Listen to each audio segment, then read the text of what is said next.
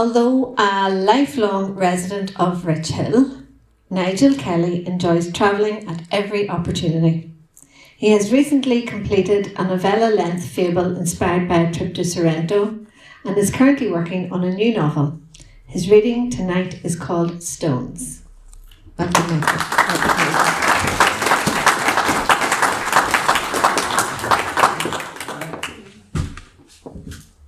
Okay, thank you, Betty. And I'd just like to say a few words to put the piece in context. It's taken from my novel 73-74, which is set around the time of the Sunningdale Agreement and the failed power sharing executive, which was a missed opportunity for peace. And of course, we're coming up to the 25th anniversary of the Good Friday Agreement, and it was Seamus Mallon who famously described the Good Friday Agreement as Sunningdale for slow learners. So anyway, this is Stones. The strike is on and the electric is off. Faulkner will fall soon. Everything will be all right when Faulkner falls. The war will be over. Dad will come back to us from the madhouse. We will be a normal, boring family again. The table in the pub is illuminated by a dwindling red candle stuck in a brandy bottle.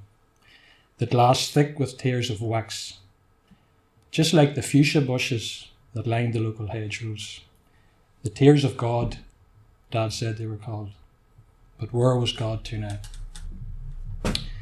I drink too much for Dutch courage. Throwing stones in a rat was one thing. Now I was getting pulled into something more serious business. I leave the pub and head out of the village toward the narrow lanes that will take me to my destiny. The lanes carved like the lines on the palm of my hand. It was Grandad, Mum's dad, who told me about the lines.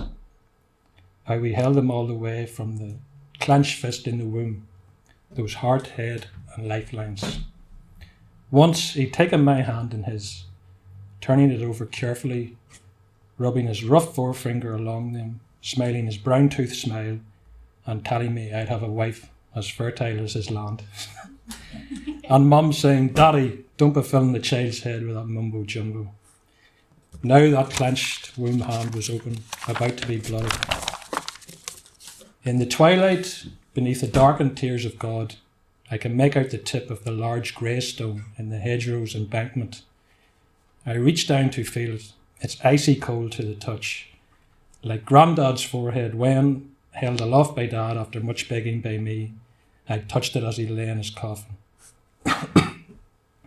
I'd had nightmares for weeks afterwards when Grandad woke up in the coffin, his brown teeth set in an evil grin, eyes bloodshot and bulging as he tried to drag me in beside him, moaning and moaning as he tried to drag me down into the ground.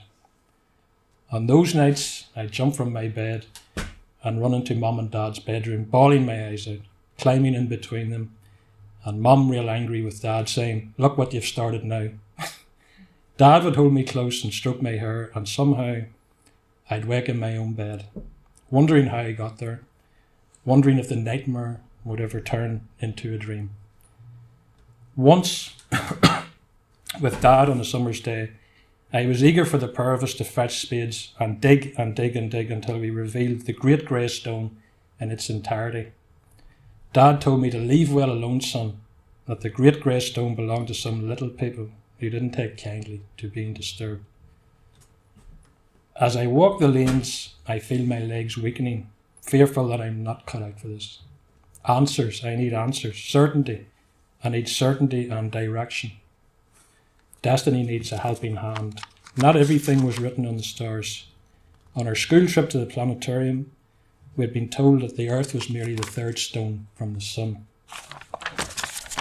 I look to the sky, but the stars cannot be seen. Thick banks of cloud have closed in the night. The holy order of the cosmos is in hiding.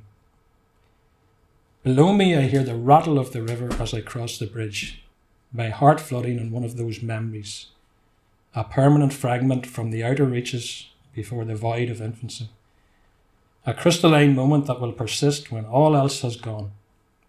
Me stood in the river with a jam jar on a string, and how he lifted a stone one day and caught a sleepy stone roach and held it up for Dad to see. "Look, Daddy, a little fishy." And Dad smiling back at me through the distorting glass as the fish circled the jar, small and yet sometimes large, looking like its whole existence, past, present and future, was inside that jar, the world that I held. Thank you.